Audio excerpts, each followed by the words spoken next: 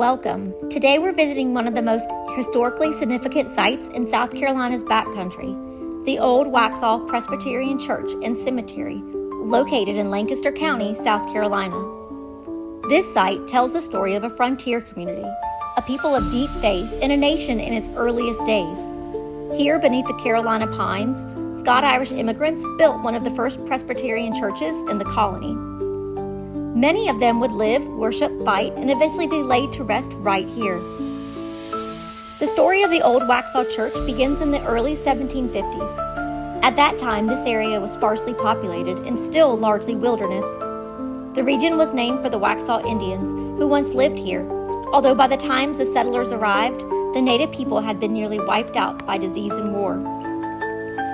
Around 1751, families of Scot-Irish origin, many of them Presbyterians, began migrating to this area, bringing with them strong religious traditions and a desire for land and opportunity. By 1755, the Waxhaw settlement had formed a congregation, and in 1758, land was formally deeded for a church and cemetery. The first minister was Robert Miller, a schoolmaster and clergyman who helped establish both the church and an early school known as Waxhaw Academy. The Waxhaw Academy educated boys who would later become ministers, doctors, and public leaders, including, most notably, Andrew Jackson, who grew up in the community and would go on to become the 7th President of the United States. The original church building was a simple log meeting house. It served not only as a place of worship, but also as a gathering hall, schoolroom, and during the American Revolutionary War, a field hospital. This region played a crucial role in that war. On May 29, 1780, British forces under Lieutenant Colonel Bannister Tarleton attacked American troops near present-day Beaufort. The attack became known as Beaufort's Massacre, a brutal encounter in which many Americans were killed or severely wounded. The Waxhaw Meeting House was used to treat the injured, and several who died were buried here in a mass grave. The event turned many in the community more fiercely against the British rule.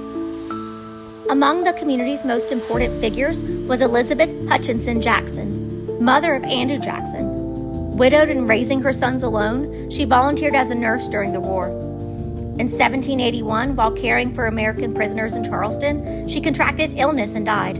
Her body was never returned to Waxhaw, but a monument in her honor at Waxhaw honors her sacrifice. Also buried here is Andrew Jackson's father, Andrew Jackson Sr., who died before his son was even born. He was buried in the Waxhaw Cemetery in 1767. Other prominent figures entered here is William Richardson Davie. Davie served as a Revolutionary War officer, was governor of North Carolina, and helped found the University of North Carolina. Though born in England, he was raised in this community and chose to be buried here upon his death in 1820.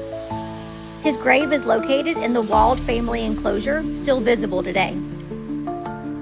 Throughout the cemetery, you'll find names of families who helped build this region: Pickens, Witherspoons, Dunlaps. Many were Revolutionary soldiers, early educators, farmers, and church leaders. The gravestones span from the 1750s to the present day and reflect over 2 centuries of life in the Waxhaw settlement. One striking burial site is that of the Leckie family, surrounded by a high stone wall with steps built in for access.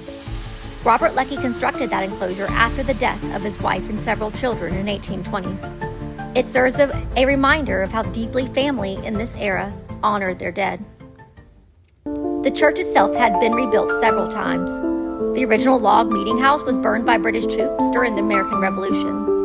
A second church, constructed after the war, was destroyed by fire following a large revival meeting in 1802, a revival that sparked disagreement in the congregation over music, preaching, and emotional expression in worship.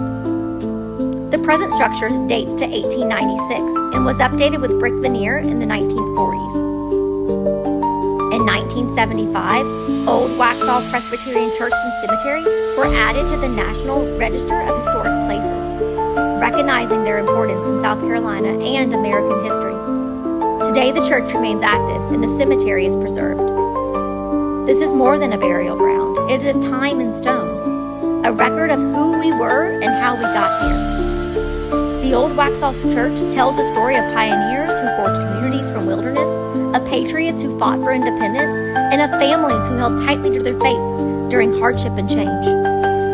Thank you for taking the time to learn about this historic site. May we remember those who came before us, not just in name, but in legacy.